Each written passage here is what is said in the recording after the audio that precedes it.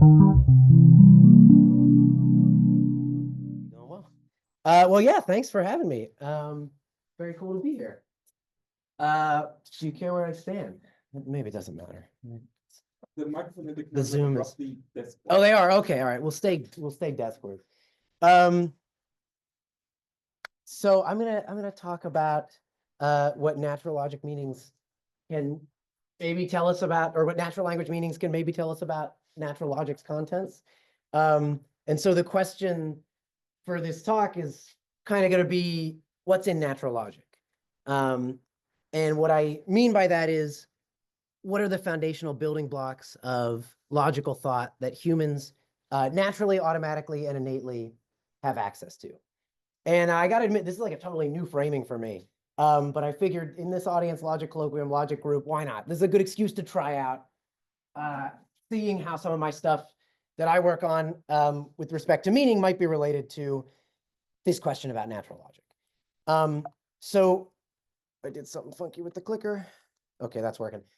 So I'll say up front, like, I think most, if not all, people who work on natural logic believe that the answer to this question of what's in natural logic is going to end up being a fragment of ideal logic or a fragment of invented logics. You know, like Frege's logic, for instance, isn't something that's going to, it's not something that comes naturally to people. It's not something that you're born knowing. You have to take classes to understand what's going on there. But it might well be that a part of Frege's logic is a piece of natural logic, right? And so, this is a place where I think this distinction between natural logic and invented logic differs from something like the distinction between intuitive versus theoretical physics. Sometimes I bring this up in like cognitive science audiences. It helps people to understand what we're talking about. Like intuitive physics is this innate notion of physics that you have access to from the time you're a baby. And if you break intuitive physics principles, the babies get surprised. If you show them a car that just levitates in the air and then you give it to them to play with, they try to drop it, right? They're like, what? That goes against my innate physics. And even if you're trained in physics, you end up resorting back to that intuitive physics often. You can't help it, right? But where that analogy kind of breaks down is I think a lot of intuitive physics is false. And I don't think that many people in theoretical physics think intuitive physics was like a core building block on which the modern theoretical physics is built. Whereas I think with natural logic, that might be wrong. So it might be instead that natural logic is kind of like this core piece on which invented logics are built. So anyway, I just say that by way of saying, like, I'm a cognitive scientist, I'm a linguist, I care about human psychology. I think this is still interesting if you don't care about human psychology at all. I hope. But in any case, that's going to be sort of the question that I want to see if we can go after. And usually evidence for what's in natural logic includes what you might call impeccably intuitive inferences. So here's a picture of like diamond pattern of entailment that I stole from a paper from Thomas Eckhart and Paul Petrosky. And the idea with these kind of patterns is you get these one-way inferences that people just naturally draw, and that people naturally say, yeah, that's a good inference. I totally get that without even thinking about it. So like from 1 to 2 and 3, from Miss Scarlet poked Colonel Mustard with a feather in the library, you can infer Miss Scarlet poked Colonel Mustard with a feather, and you can infer Miss Scarlet poked Colonel Mustard in the library. From 2 and 3, you can't infer back to 1. 2 and 3 could be talking about different poking events. And so 2 and 3 don't jointly entail 1, right? And there's a whole lot of these complex inferences that people quickly draw, and it's potentially revealing about something, about what's in natural logic or about rules of natural logic, right? There's obviously a lot of entailments that people don't naturally recognize, right? They have to like teach them, no, that is an entailment of this, right? I want to try and talk about what I think is a new kind of evidence that people don't talk about it as much in this literature, at least as far as I can tell, and that's looking at the fine detail about the mental specification of so-called logical meanings. So in my work, I study quantifiers like every and most, and I ask, how do speakers understand those kind of words, right? So what are the details of the representations that speakers token in response to encountering words like every and most? And I think those details can tell us something interesting about the resources that are used by natural logic. So that's sort of the direction I want to go in. So here's a little more concrete version of what I mean by that. If you think about like the textbook treatment roughly of quantifier meaning, so the kind of thing we teach in intro semantics, when people ask like, all right, what does each or every frog is green mean? Well, basically we say, look, that verb phrase is green basically denotes a function that takes an individual to true just in case it's green. And, you know, same thing for the noun, that noun frog basically denotes a function that takes an individual to true just in case it's a frog. And then, you know, the quantifiers, those determiners get kind of interesting because you could think of them as essentially taking a pair of functions to true just in case their extensions are suitably related. And at this point, people ask like, well, what does it mean for the extensions of two functions to be suitably related? And you say, that's a good question. That's kind of a black box in the field. That's not really what the class is. But it's interesting, right? And so you might say, well, here's a couple possibilities for exactly how you could cash out the logical character of something like each or every. You might say, well, you know, it means something like anything that satisfies the predicate frog is such that it satisfies the predicate green, right? Or you might say no thing that satisfies the predicate frog is such that it doesn't satisfy the predicate green. So, you know, there's no things that are frogs that aren't green. Or you might say, I'm going to do it in set terms. I'm going to say the frogs are completely included in the green things. The frogs are a subset of or identical to the green things. Or you might not like that one. You might say, I just want identity, forget the horseshoe. You could do it as the set of frogs is identical to the set of green. Right? So there's others. There's many logically equivalent ways of specifying universal quantification.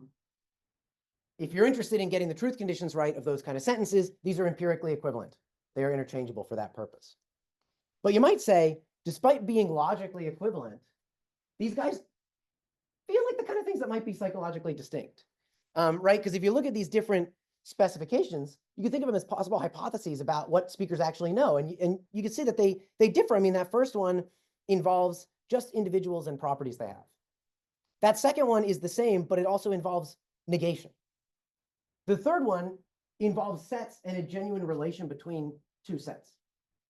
That fourth one's the same, but it involves a different relation and different sets that are specified. And you could imagine a mind without negation that can't think that second one, but could think the other three. And you could imagine a mind without set relations that could think the first two, but not the bottom two, right? And so there's many logically equivalent, but potentially psychologically distinct ways of cashing out the logical contribution of a word like each or every to a sentence. And our question is kind of like, which one's right? Which one of these is the one that people know when they know the meaning of these words? Which one of these is a better description of how that meaning is written down in people's heads, if you want to put it that way? Is it just one of them? Is it an equivalence class containing multiple of them, right? To me, those are super interesting questions. And that's kind of normally the target of my research. So one thing that I've explored a lot in this area is this distinction between hypothetical representations that are first order, in that they only involve individuals and properties they have, and then representations that are second order in the sense that they somehow involve some notion of grouping domain entities, whether that's like groups or sets or whatever your favorite kind of plural objects are. There's this cut that we could make here.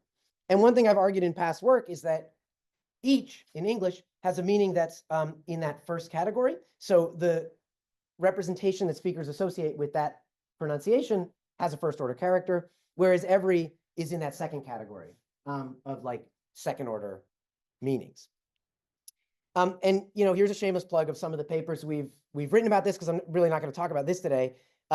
In this linguistics and philosophy one, we kind of lay out the general case for this and also give some evidence that some empirical data that says, look, when you say things like every frog to people, that makes people better at and more likely to encode the group of frogs. Should I press the OK button up here so people can actually see this? Oh. Did you not have a copy on the screen? No. Okay. Sorry, I just noticed it now.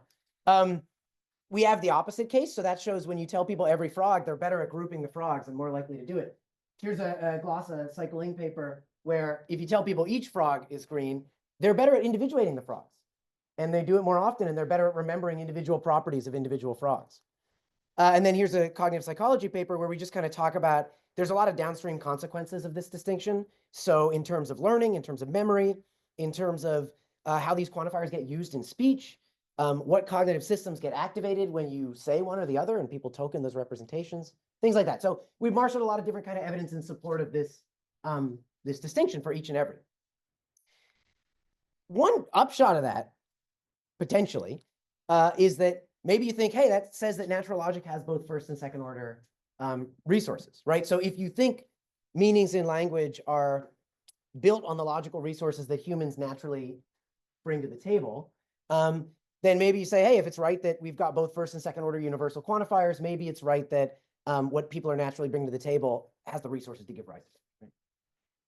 That, I think, is not potentially that surprising to people because, you know, you probably already expect natural logic is going to have the tools for individuating and forming groups in some way.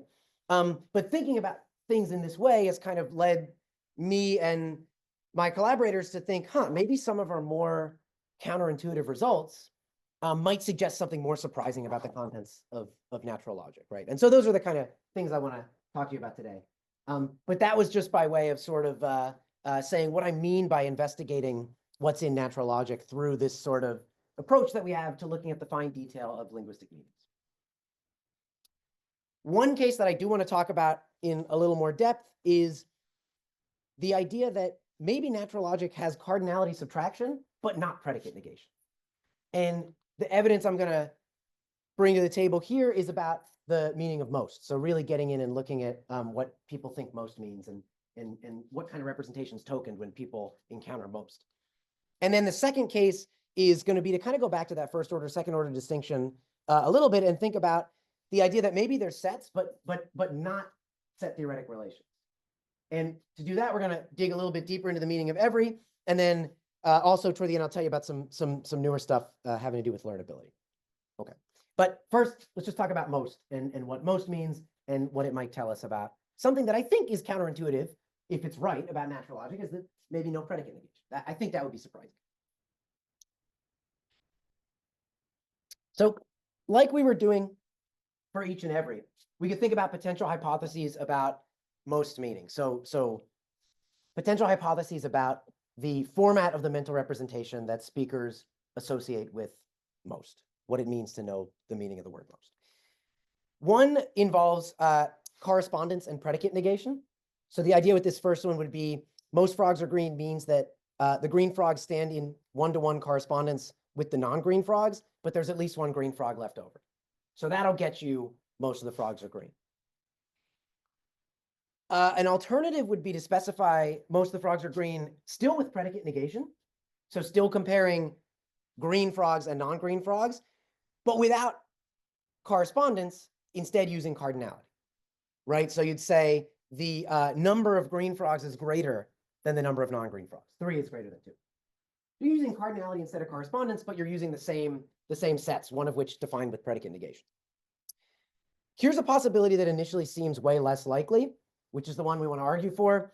Cardinality and numerical subtraction. No predicate negation in this one. So most frogs are green on this view means the number of green frogs, 3, is greater than the result of subtracting that number from the total number of frogs, 5 minus 3. So you still get a 3 versus 2 comparison in this case, but to get to the 2, you don't do it by selecting the non-greens. You do it by subtracting the greens from the total, right? Not directly selecting the non. And then there's another, I mean, there's more. One that people like immediately think of is most just means more than half, right? So maybe you'd say that's a version that involves cardinality and division. I don't want to talk about that one. There's some work that we've done that suggests it's off the table. There's Martin Hackle has this paper where he suggests that's off the table. I also am not really going to talk about that correspondence one. Work from my collaborators that predates me joining this project suggests that that's off the table. And that's also stuff that Barbara Tomaszewicz has done in Polish and Bulgarian. And so it's not just English. It seems to be true that really no one reaches for correspondence when they're going for one of these majority type meanings. So that's pretty cool. And we can talk about it if you want. I think I even included slides on it because it's interesting. What I want to do is instead focus on those middle two that are the ones that are left. So cardinality and predicate negation versus cardinality and numerical subtraction. And you might wonder, okay, like how could you get evidence for one of those over the other? So the main linking hypothesis, the main research strategy that we use in this area is this. The idea that all else equal, participants are biased to verify sentences using a strategy or algorithm that directly computes the operations and relations encoded in the sentence's semantic representation. So that is, you could think of these hypothetical meaning specifications as instructions. And in the absence of some other reason, if you're going to evaluate the meaning, is it true that most frogs are green? There's some pressure to do so by following the instructions, right? There's some pressure to do so just as it's written, if you want to put it that way, right? If the meaning says most frogs are green means the green frogs outnumber the non-green ones, then the most natural thing to do would just be to compare the number of green ones and non-green ones, unless there's some reason preventing you from doing it. So, you know, all else equal, there's some pressure there. So in this case, the big difference is, again, between the things on the right hand side of this inequality. In the first case, it involves predicate negation. It involves the non-green frogs. And in the second case, it doesn't involve that, but it does involve the total, which isn't mentioned in the first case. And it involves this subtraction between them. What we're going to ask then is, when people evaluate sentences like most frogs are green, do they represent the non-green frogs at all? Or not? Do they represent the total, but not the non-greens? And if they don't ever represent the non-greens, it kind of suggests, boy, why are they avoiding doing that if that's what the meaning said? That would be surprising, that they would never represent the non-greens if written down in their heads is, I want a comparison between greens and non-greens. That would be surprising. What we're going to do in these experiments that I'll show you is compare sentences like most frogs are green to a control sentence, more frogs are green, with the idea being that in this context, when you just hear more frogs are green, you can think of that as having an elided then orange. Because in this context, I'm only going to ever show you two colors, green frogs, orange frogs. More is the kind of thing that is calling for a direct comparison. There's more X than Y. And so you're kind of filling in, well, here's what the relevant comparison class is in this case. It's the orange frogs. So what we're going to ask is, do sentences with most frogs are green, do they look like people are doing the same thing they're doing for more? And just instead of getting orange, they're getting non-green, which comes out to the same thing? Or does it look more like this thing on the bottom, where they're getting the total and doing the subtraction? Okay, here's one way we did that. So we're using dots instead of frogs because it's easier to, you know, render and, I don't know, make these animations. So we showed participants, children in this case, pictures of blue and yellow dots on a screen. And it's on an iPad, this experiment. And we ask them either are more of the dots blue or are most of the dots blue, right? They answer, we throw away the kids who get it wrong. The questions are all pretty easy, but we only keep the kids who get it right. And then we ask them a follow-up question. Screen goes blank. And I say, hey, where was the middle of the blue dots? Could you touch on the screen where the middle of the blue dots was? Or where was the middle of the yellow dots? Touch on the screen where the middle of the yellow dots was. And so the kids will touch somewhere, and we can measure how far away was their tap from the actual set center, right? And so that's what I'll plot here, where on the y-axis is error, so distance from their tap to the actual correct center of that set that they were asked about. Right up is more error is worse performance. And then on the x-axis is mentioned color. So blue in this running example, are more of the dots blue or most of the dots blue, touch the middle of the blues. And then there's the unmentioned color as well, so yellow, right? And it's half and half. Half the kids, yellow was the color that the first sentence started with, right? Now, if more calls for this direct comparison between blue versus yellow, and most likewise calls for a direct comparison between blue versus non-blue, which in this case is yellow because there's only two colors, then what you should see is the same performance for both of them. And however good it is for the mentioned color, it ought to be just as good for the non-mentioned color. Because the idea is, I tell you are more or most of the dots blue. You say, okay, I know what to do with that. I'm going to grab those two sets. I'm going to compare them, see which one has more, and I give my answer. So you represented both. You should have encoded both. You'll remember something about both. You'll be good at answering this where was the center question.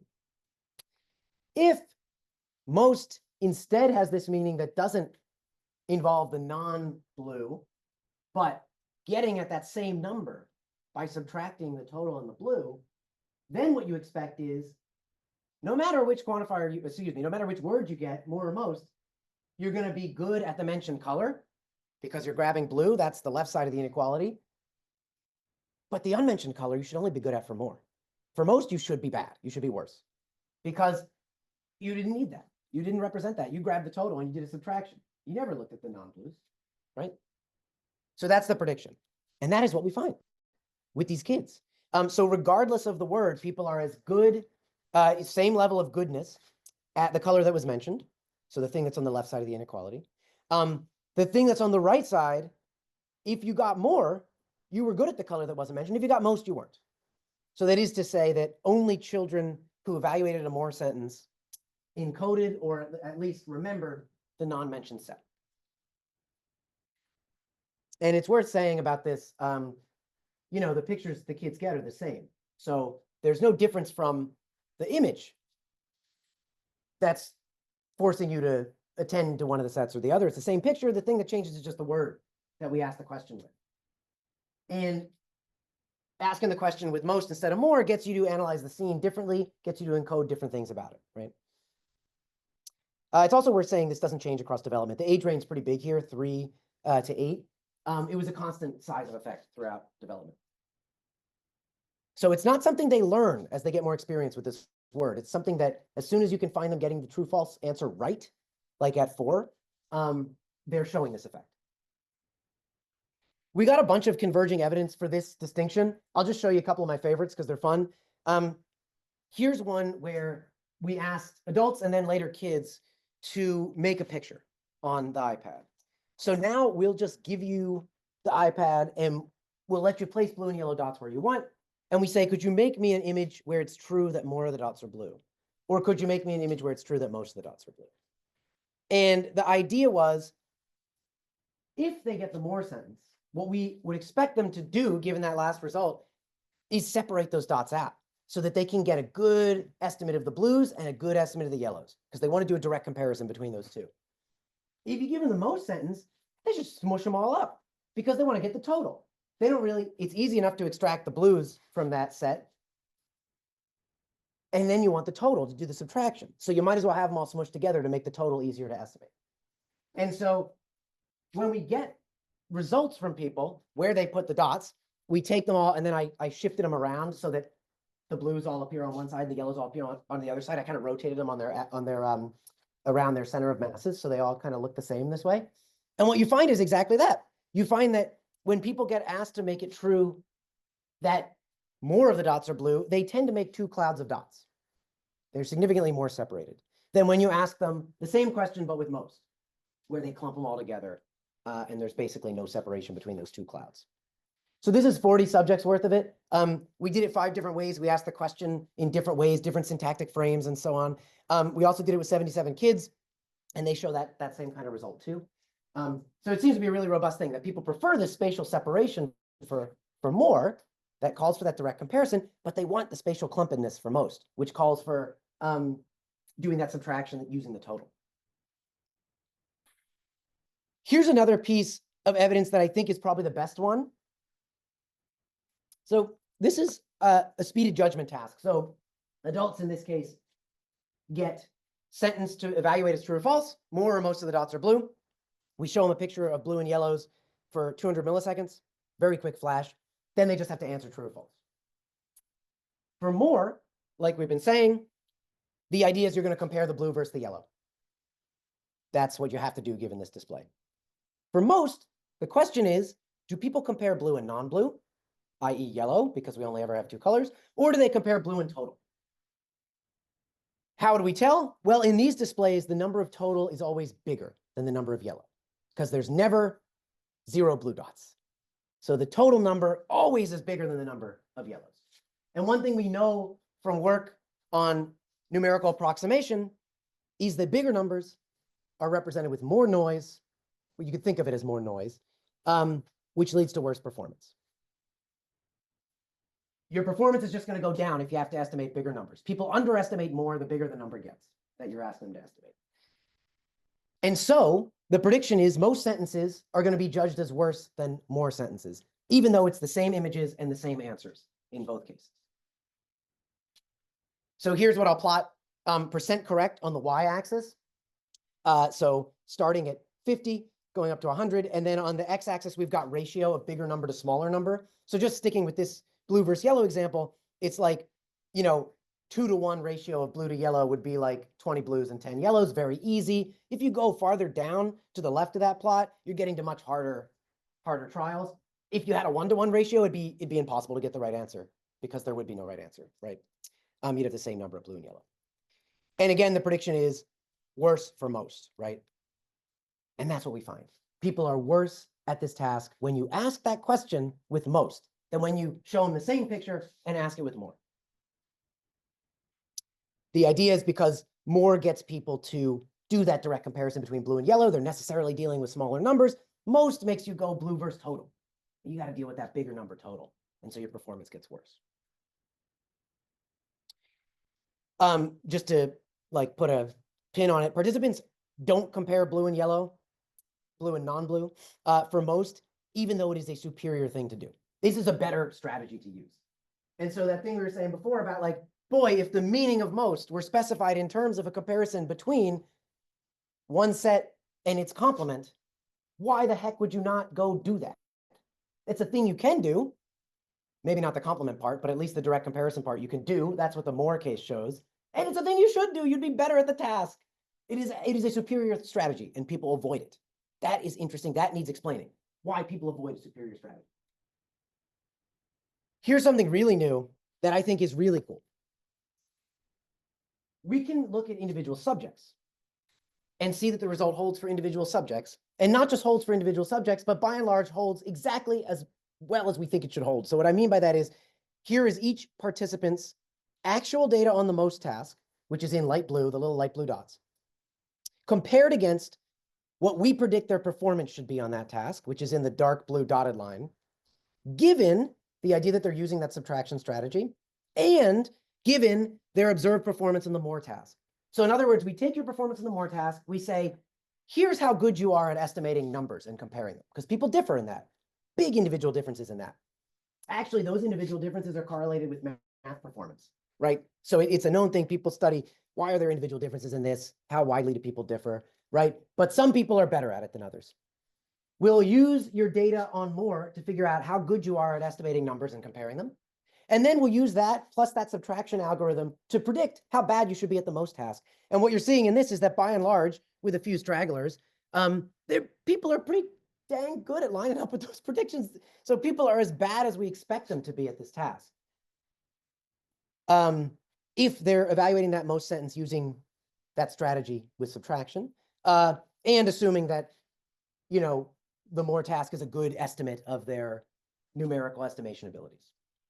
So this is really cool. This really, we haven't written up yet. It's just brand new. You can see there's some people who, like this guy, are not doing what we predict. Is that what you're looking at? Yeah, that guy's smart and figured out that that was a superior strategy to use and just did the same thing both times, as you can see, because they're right, the blue dots are right on top of the orange line. Literally did the same thing. So good on that guy. Most people don't figure that out. And so they're doing worse as we predict, right? So the takeaway from that about the speed of judgment task is more seems to be getting people to compare blue and yellow. And then with most, are you comparing blue and non-blue, which would be the same as comparing blue and yellow in these two color displays? No, it seems you're comparing blue and total. And it seems you're comparing blue and total to your detriment. This is not what you should be doing. But the meaning pushes you in that direction. You can't help but do it, right? That's the inference we're drawing. So back to this question of, do people represent the non-green frogs when you give them a sentence like most frogs are green? No, it seems not. It seems people avoid doing that, even when it would be a provably superior thing to do, and even when it's a thing they could do. This suggests to us that most is understood in terms of cardinality and subtraction, and that we can put an X over the idea of cardinality and predicate negation. If that's right, I think it is a new kind of evidence for this idea, this really, I think, recent idea that suggests that, hey, maybe in natural logic, there is no predicate negation. Because that meaning for most seems crazy. Why would people be avoiding predicate negation? So here's a recent paper from Larry Moss and Thomas Ickard. where they're working on this system that Paul Petrosky developed in his book in 2018. And they say, hey, you take this system, you can do a heck of a lot with this system. You can redo propositional logic with it. It's pretty powerful, but you know what? It doesn't have predicate negation. It does not have predicate negation. And they go over reasons for why that might be a good thing. This was not one of them. This is the one I'm trying to say, hey, maybe this is also, this is a kind of cool piece of evidence, maybe confirming their story. One thing they do briefly touch on, which I think is really cool and worth mentioning, is if you go back to the classic like Aristotle's square of opposition, what people have noted for a long time is typologically languages have quantifiers like some, every, and no. But what they don't seem to have is a quantifier in that last corner, something that means some S is not P, something that means some ain't, or null, or never, right? Why don't languages have a quantifier some ain't? Right? I mean, it's something you could easily build if you had predicate negation, especially because you have some and no and every. One answer to this from Larry Horn is it's for pragmatic reasons. Roughly, look, that's got extra negation in it, and like you've got some, every, and no, so why would you need it? In principle, you can lexicalize it, you can learn it, but why would you? No one's ever going to say something like this. You've got other things that do the job, and why would you bother with this, right? That's one idea. Alternatively, maybe natural logic doesn't have the resources to support it, right? Maybe you don't find some ain't, not because it's in principle possible, but it's not pragmatically a good thing. Maybe you don't find some ain't because you can't learn that. I don't know. So Paul Petrosky and I are working on some learnability experiments, and like in some initial pilots, it does look like it's really hard for people to learn some ain't when you try to teach it to them. So we're going to try to track this down, because if it's right that natural logic doesn't support it, it does predict it be a really, really hard thing to learn, and you won't be able to get people to learn it, right? Whereas if you think the pragmatic approach is on the right track, in principle, it's lexicalizable, right? As I don't know if Horn actually noted that, but Katzir and Singh, who develop it later, do specifically say, look, you should be able to learn this. It's just languages don't need it. Okay, so that's the first case. This long windy road from looking at like what's the meaning of most, how is most represented in people's minds, to okay, maybe that tells us something in the direction that's kind of interesting about like what are the building blocks, the logical building blocks that people are coming to the table with. And we want to say, look, we do want cardinality subtraction in there, but maybe we can do without predicate negation. And check out that paper from Acard and Moss. It is really cool. And I think they're working on some new stuff. I think Paul and Thomas are also working on something very similar. So I love that story. I think it's really interesting. There's a lot of reasons in language where it seems like, boy, language seems to avoid predicate negation. And I think this most case is one of them, even though it's one that you really got to zoom in to get to. Okay, so for the second one, I want to kind of go back to every and go back to that first, second order distinction we were talking about a little bit at the beginning. So with every, we said there were a couple of these that I put on the slide earlier, where you said you could turn to set theory and you could cash out that universal meaning in terms of a second order relation, a relation between two independent sets. One way you might do that, I mean, the classic like textbook way in generalized quantifier theory that people usually write down is something like, the set of frogs is a subset of or identical to the set of green things. You could also do it as the frogs are identical to the green frogs, right? If you don't like that, you could change up the relation. But there is an alternative where you don't relate two sets, but you just restrict yourself to one, and then do like first order quantification or apply a monadic predicate to that restricted domain. So you could say something like, relative to the frogs, the property of being green applies universally. You could say something like, the frogs are such that any individual that's one of them is such that it satisfies that predicate green. These kind of ways, however you want to write it formally, I'm not married to the particular formalisms. We've used different ones in different papers, and invariably people always complain about any that we've used. So the idea is you restrict the domain to frogs, That's all you're dealing with. And you can do it in a second order way. Say, give me the set of frogs. And then within that, you're doing some kind of first order quantification. And you're saying, look, I got this predicate. I'm just going to apply it to everything. So that's second order, but not relational. And we can ask that kind of same question from most and from the each every stuff earlier, which is, well, which one of these is like the right way to think about how people understand sentences with every? Do they actually token a representation that specifically encodes or explicitly encodes relating to sets? Or are they tokening a representation that says, relative to one set, I'm going to tell you how many things meet a certain property? And so we're going to ask that question. So which is a better description of how people understand sentences with every, in terms of relating to separate sets, or in terms of applying a predicate to a restricted domain like that? And as before, we can use this same sort of linking hypothesis, where effectively what we're asking is, does the strategy that people naturally use to evaluate sentences like every frog is green or every circle is green, does that strategy correspond to one of these? Right? Is it more like the one on the left or more like the one on the right? So when people evaluate that sentence, do they represent two sets and relate them, or do they represent just one? And I should say, by the way, both are viable options. So there's work from vision science that suggests, or that argues for the idea that people can represent up to 3 sets of things at once, visually, probably auditorially too. But like, you can represent 3 visual sets at once. So the idea of representing and relating to is not cognitively forbidden. It should be fine for people to be able to do that. It should be fine for them to represent 3 different sets if they want. And so we're just going to ask that same sort of question of which strategy is, which one of these meanings is more similar to the strategy people actually use?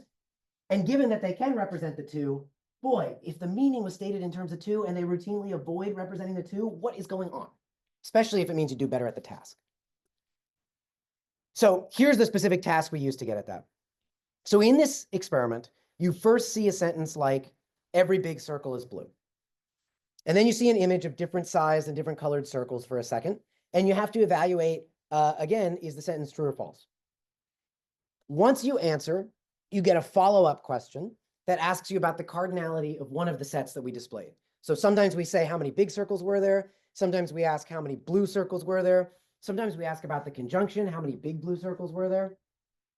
Sometimes we ask about distractor things, how many red ones that aren't even relevant. Here's the thought.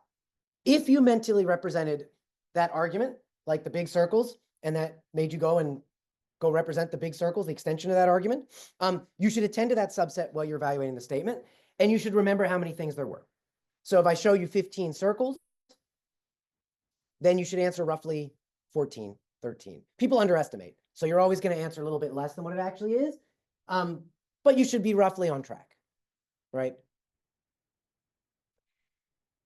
How we know how on track people are? Well, we give them a second task. Actually, we do this task first. But we give the same participants a second task where we use the same images.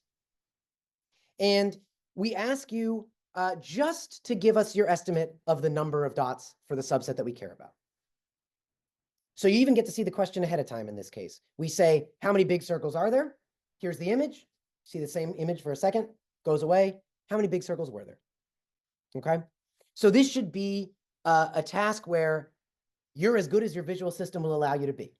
And like I say, there's individual differences. Some people underestimate more than others. That's okay. We'll figure out how good you are at estimating, and then we'll compare that to how good you are at estimating when you first evaluated a sentence like every big circle is blue. So to put it another way, if the sentence every big circle is blue gets you to attend to and represent the big circles, then you should be just as good as if I told you attend to and represent the big circles and give me your answer, right? On the other hand, for some of these subsets, we're going to find that you're worse, right? So we're going to find that for baseline performance, you're doing really well at that baseline task when I just ask you estimate me the number of this subset. But when I ask you that same question after a sentence verification task, you're now going to be bad. Maybe you weren't paying attention. And, some distractor sets like the reds, that's exactly what's going to happen, right? And so we want to see for each of these different subsets that we ask about, how well do people do compared to baseline? Hopefully that makes sense. So what I'll plot is a difference between performance on those two portions of the task on a graph like this, where the y-axis is difference in percentage error. So 0 difference with the dotted line there would mean you are just as good at the follow-up question that came after sentence verification as you were at the question in the baseline task that came when I just told you what set to focus on, right? So 0 would be good, no error. Up, again, is worse performance, more error, bad. And we'll get this measure of error difference rather, for each one of these question types that we ask about. So take my word for it, the distractor ones, you perform horribly. So I'll just show you the ones that might actually be of interest, which are, for instance, the size, the color, and the conjunction. The set's defined by size, color, and conjunction. So every big circle is blue.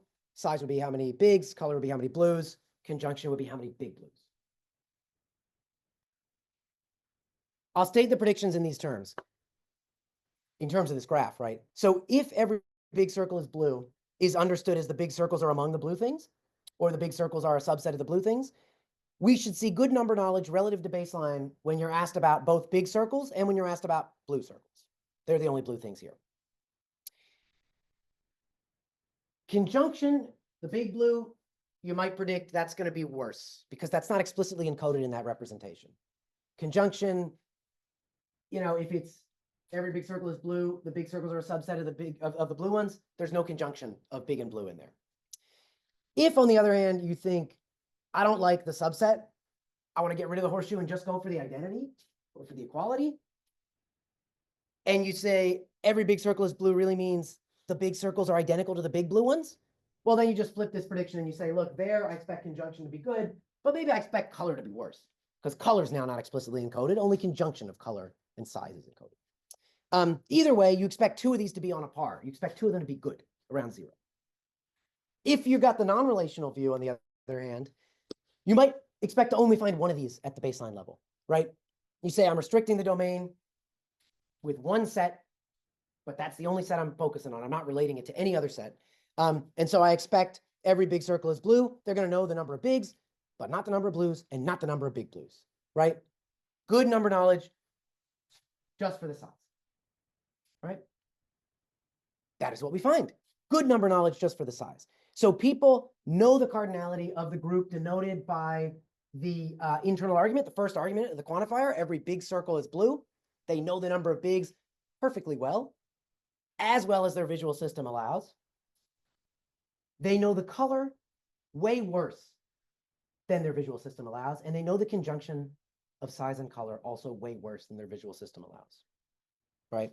So you're as good at recalling how many bigs when I ask you every big circle is blue, and then I just ask you out of nowhere, hey, how many bigs were there, as you were when I just told you focus on the bigs. How many bigs are there going to be, right? I think that's impressive. Here's something that we should focus on because I think it's also cool. Half of these sentences are true. Half of these sentences are true. So if you're asked whether every big circle is blue, you remember how many big circles there were, but you don't remember the conjunction, how many big blues there were. But when the sentence is true, the number of bigs and the number of big blues is the same. Every big circle is blue. There's 9 big circles there. Therefore, there's 9 big blue circles there. People can answer how many bigs, but they can't answer how many big blues, right? So this to me is a good thing.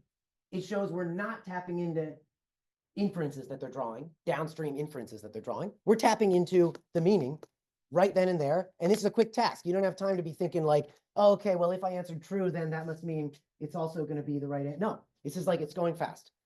And the going fast part of it is, yeah, we're tapping into just the representation you're building right then and there and not getting into later inferences you're drawing. So I actually think it would be quite troubling if you found good representation of conjunction, because then you'd say, shoot, does our task not really work that well? Could everything be explained by inferences people are drawing about? So I think this is actually a good control, but independently, I think it's just like pretty dang cool that they know the number of bigs and not the number of big blues, even if we just look at trials where it's true and the answer is the same.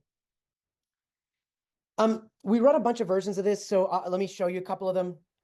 just some other controls, right? So you might wonder, does that result reflect the fact that these two predicates you introduced are introduced in quite different ways, right? So I said every big circle is blue. One's introduced clearly in like a verb phrase, and the other one's like introduced, clearly as a noun phrase, right?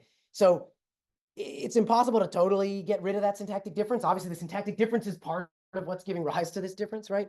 But you can do a couple things. So one thing we did was we said, well, what if we introduce both arguments so that they're more clearly look like noun phrases? So at least both relevant predicates, instead of big circle and is blue, we'll do every big one is a blue one. So now at least you've got big one and blue one. So if it's merely something surface level, like just having a noun phrase introduce the relevant predicate gets you to represent it, then the effect should go away, right? But we find it replicates here, right? So we don't find any difference when we do it this way. So that is the difference between big circle and is blue. The shallow syntactic difference, if you want to put it that way, does not explain this. Here's the flip side of doing that. You just put the first predicate in a relative clause. So every circle that is big is blue. So now you kind of get both introduced as a verb phrase. Surface, on the surface, it's like, yeah, they're both just is big, is blue. So if it was just something simple like is big means I don't need to represent the extension of is big. Sorry, I'm not doing that. Then the effect should go away, right? But again, we find the same effect where people know the number of bigs, not the number of blues, not the number of big blues. Here's another control that's just kind of different, but kind of fun. So instead of focusing on how well they do at the answer to the number question, this in a way is much simpler. We'll just give them a guess button, an I don't know button, an opt-out button. So we ask the experiment's all otherwise exactly the same, but instead of analyzing how good or bad are you at guessing the right number, I'm going to ask, how often are you willing to press that button that just says I don't know? You can press it whenever you want. No penalty here. If you don't want to answer, you can just press the big red button. This is a psychophysics technique people use with like animals all the time. There's dolphin studies where they have an I don't know button with dolphins, which is great. So we thought that's fun. We'll do it with undergrads, Why not? That's kind of cool. So here instead we're plotting rate of pressing the I don't know button instead of error rates, difference between error rates. Baseline rates of pressing the I don't know button versus post-verification rates of pressing it. And what you see is the same effect mirrored here, where people, when you ask them a question about that internal argument, the size, they're no more likely than baseline to press the I don't know button. They're willing to answer. When you ask them about color or conjunction, they're significantly more likely than baseline levels to opt out of the question. So they don't know, and they kind of know they don't know to some extent, which is kind of nice. Interestingly, if you still analyze the data for the answers they do give, you still get the same effect. So even the kids who think, I'm not going to press the red button, they still show you the effect that they actually don't know in those latter two cases, but they do in the first. Right. So this is just kind of like I say, a fun way to confirm the initial result. That doesn't involve looking at the error rates, right? It's kind of just a simpler measure. And these sorts of things suggest to us that at least every, and we hope other determiners, we hope it's broader than just every, but we haven't gone through and done this with other things. I mean, we should extend it to most and some and things like this. But the idea is, look, at least every is understood in a non-relational way, right?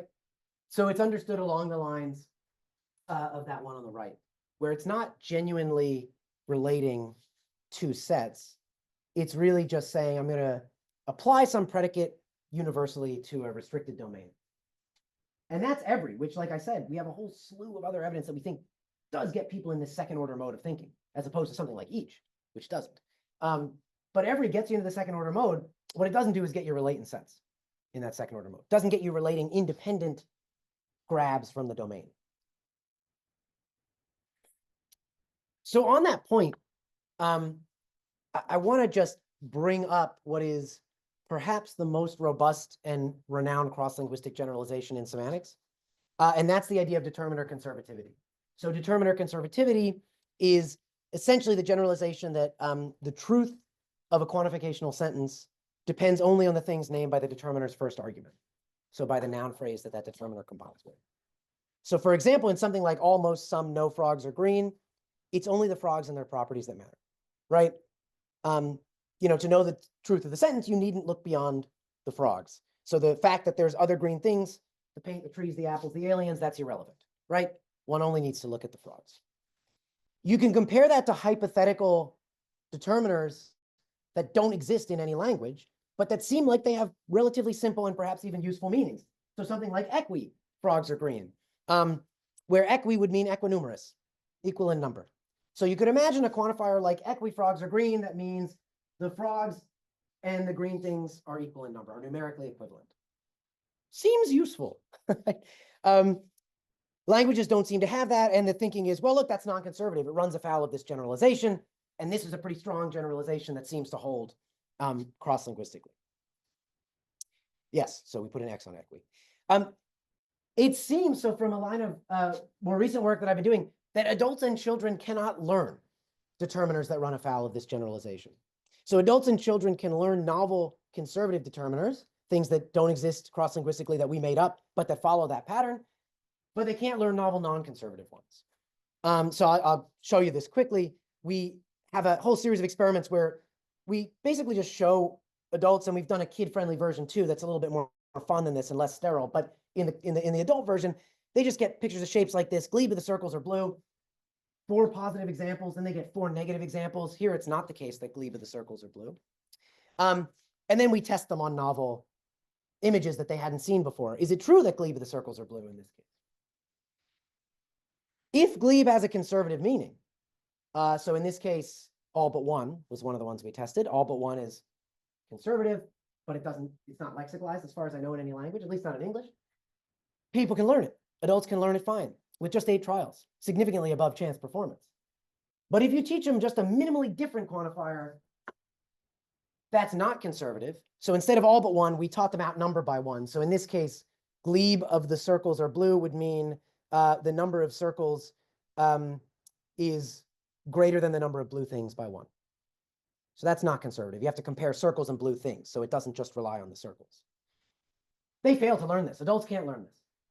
They just sit at 50% accuracy on these, even with explicit training, even when we explicitly tell them, here's what the meaning is. So I'll summarize some of the stuff we've done in this. Now 7 experiments, 3 different non-conservative determiners. Adults fail to learn. Looks like this. Despite being able to learn minimally different conservative versions of those determiners. So that's the outnumber by 1 versus all but 1 idea. Even with explicit teaching, so we brute force teach them, hey, here's a word, glebe. I want you to learn it. It means this.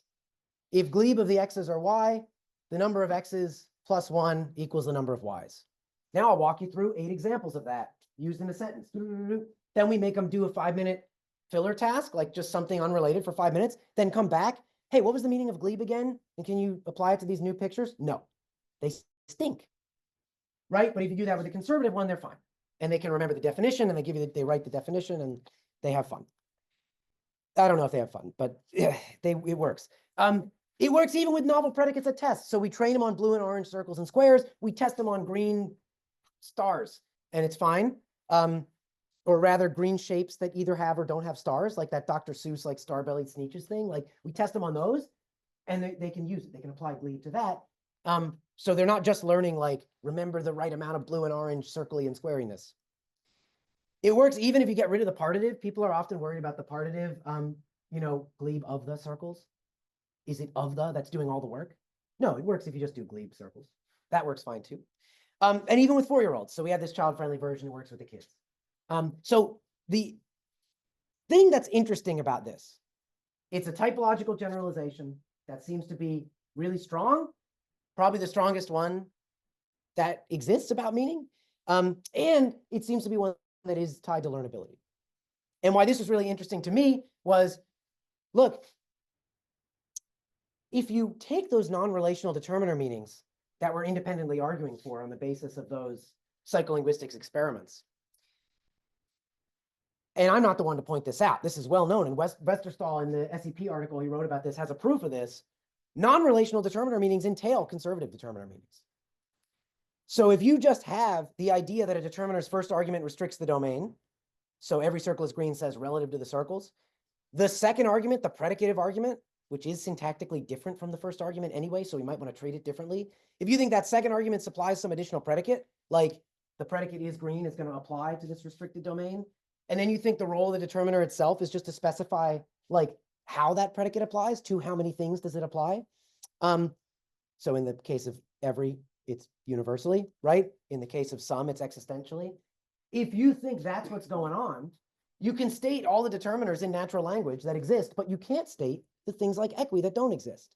So trying to run this with equi just intuitively, equi circles are green relative to the circles, the predicate is green applies. Ooh, you can't do it because you need to make reference to the green things as a whole to get this, right? So the problem with these non-conservative meanings, or at least one problem, is, well, it's precisely because they require relating independent sets that go beyond the restriction, that go beyond the first argument.